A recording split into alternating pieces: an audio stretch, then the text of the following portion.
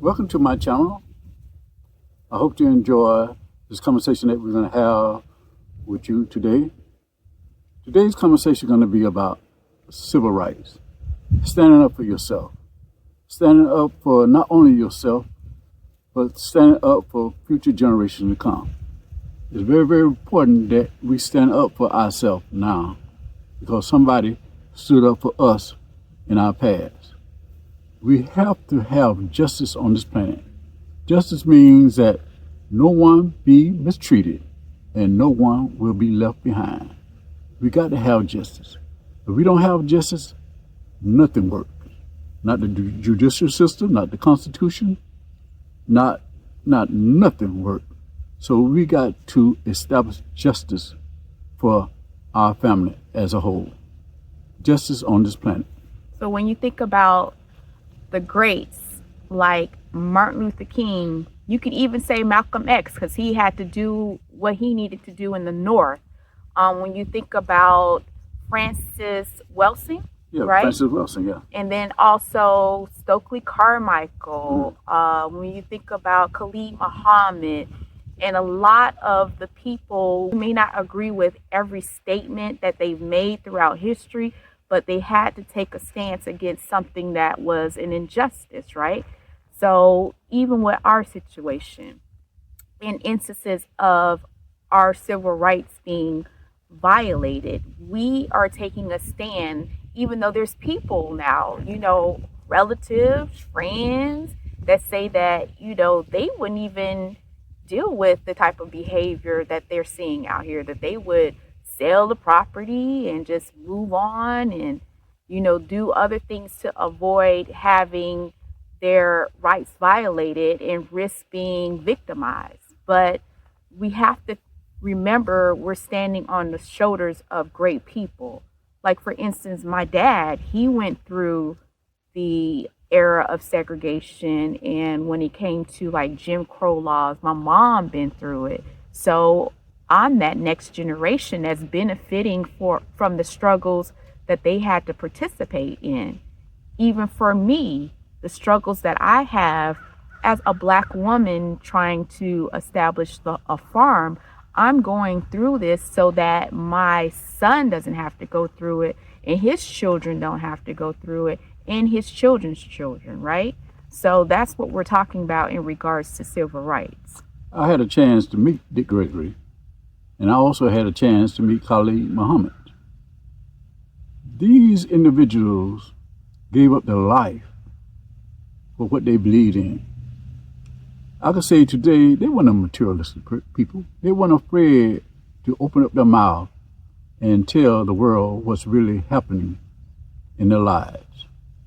You cannot have fear going forward. Fear and God don't exist in the same body, and I said that many times. What we have to do, we have to not only stand up for ourselves, we have to stand up for the next generation, that generation after that generation, and that generation after that generation. Don't forget, we stand on the shoulders of our ancestors from the past. The ones that can read, the ones that can write, the ones that went through pure due hell. And I'm not going to allow the hell that they went through to go forward when it comes down to the future generation to come. That's beautiful, Dad. You always told me that you had met Khalid Muhammad, and then what was the other one you just named? Khalid Muhammad and Dick Gregory. I met them personally. Matter of fact, I got a book at the house signed by Dick Gregory.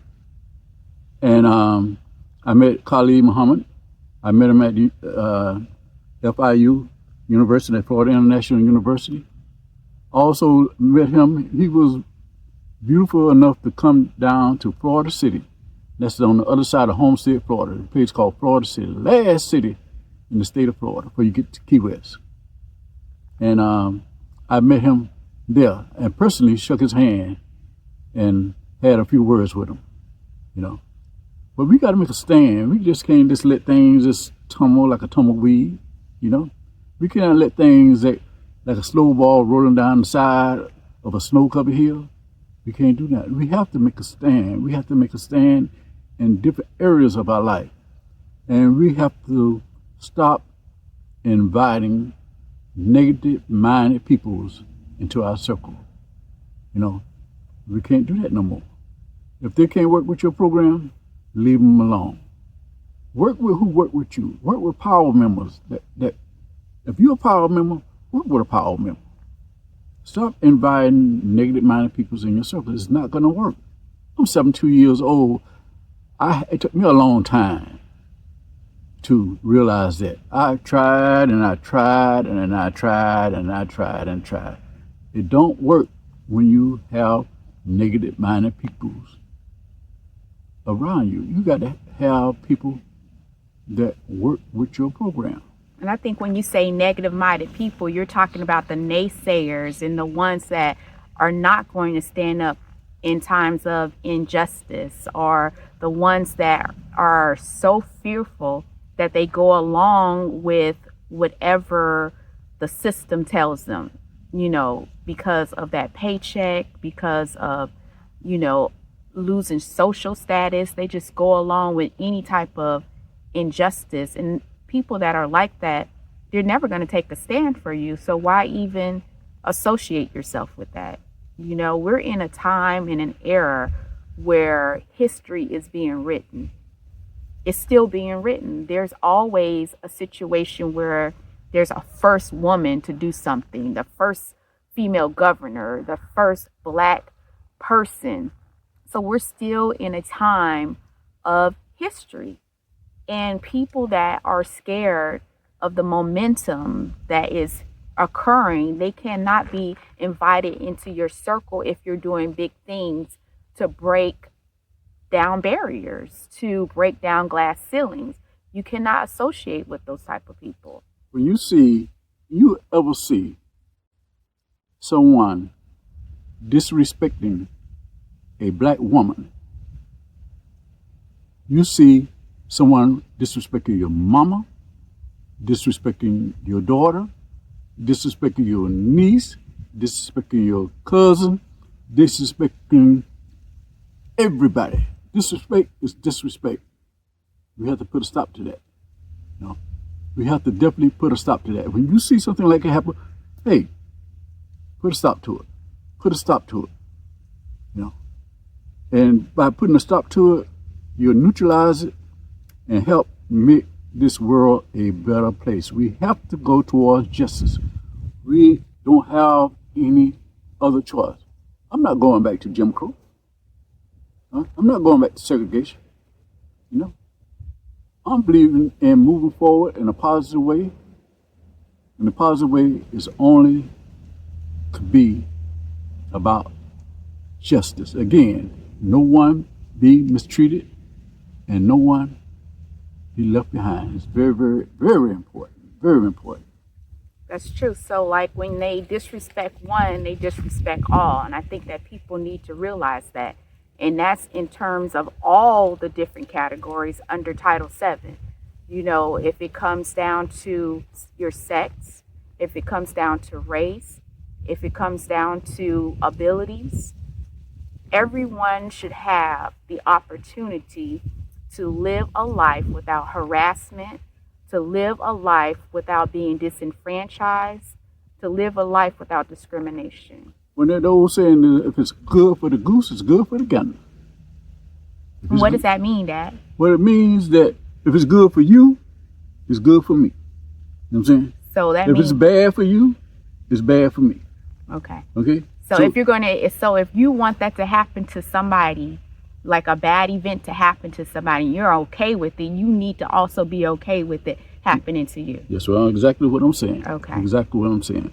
See, the young generation, we have to slow down to a point that we have to turn around and reach back and pull them forward in the position where they need to be at. They don't need to be in behind us. I'm 72 years. I don't need the young generation behind me.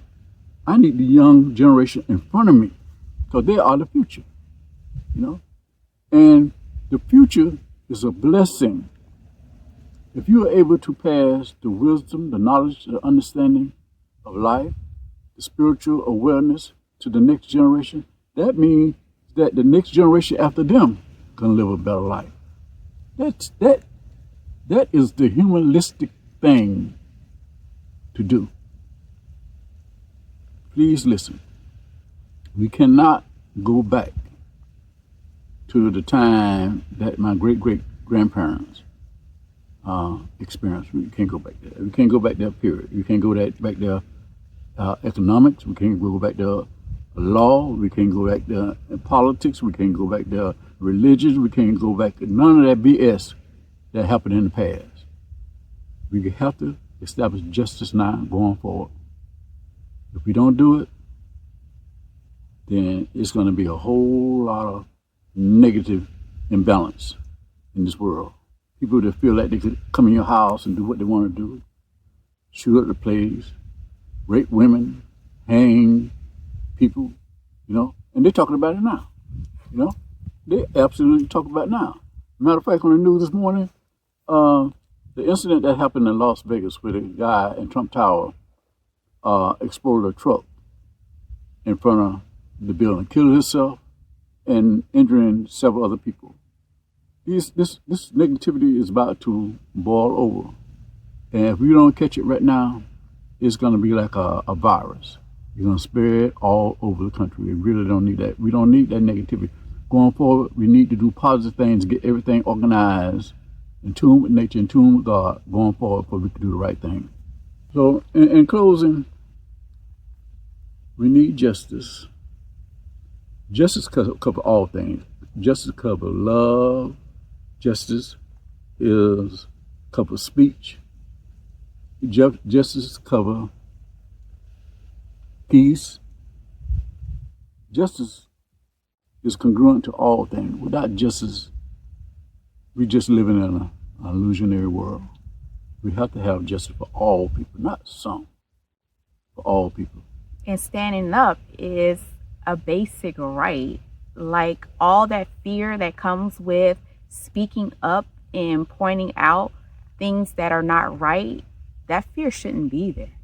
But it is. And it has something to do with people being afraid of the social ramifications of standing up for themselves and others, and people being afraid of loss of money. Yeah. That's why no one speaks up when things happen, and that's really just sad. Definitely. We have to stop electing these people that just want to get in office for material gain. We have to start electing people to represent all the people, not for material gain, for the morals, the values that we need to go forward. And it's not just government; it's the corporations too, right? That's the thing that is starting to be very eye-opening, is that the corporations and the government is participating in the oppression of the people, and also they're just allowing it. So when we talk about government, it's the local governments too. Like in our situation, sometimes it feels like even the local government is not doing enough to change behavior. So they participate. Yeah, they really did wrong when they declared the corporation as an individual, the corporation as a people. The Supreme Court did that. And they really did wrong when they did that. What do you mean by that? That they give the corporation equal rights that an individual citizen has. That's what I mean by that. Oh, I don't know. Yeah, that's what I mean by that. And they have to keep the corporation separate from the people. They have to back up and get the corporation out of the voting system. They have to get the corporations out of donating millions and millions of dollars in the campaign funding. Here, they invest millions and millions and millions by the whole Senate, by the House of Representatives, even by the president, and nobody said a damn thing about it. So again, we have to establish justice. Justice is very, very important. And we really hope that you enjoy this conversation that we had with you. It was just something that was on our mind. Yeah. While we're out here working, we thought we'd stop and talk about it. Yeah, because we want to start the new year off right. You know, we ain't gonna wait until everything go downhill, everything burn up, everything just get effed up. We're gonna talk about it before it really happen, or before it get worse than what it is now. Thank you for watching my channel, and don't forget to hit the like button and please subscribe. I really appreciate you sharing our journey with us. Thank you very much.